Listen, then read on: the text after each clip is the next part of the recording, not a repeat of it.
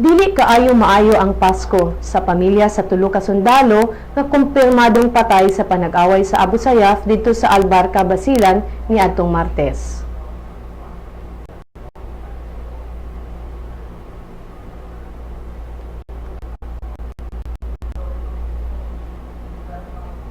Ang tulo namatay sa usa ka panag-engkwentro nga may kalabutan sa usa ka operasyon sa pag-neutralize sa Abu Sayyaf nga nagsugod niadtong Lunes.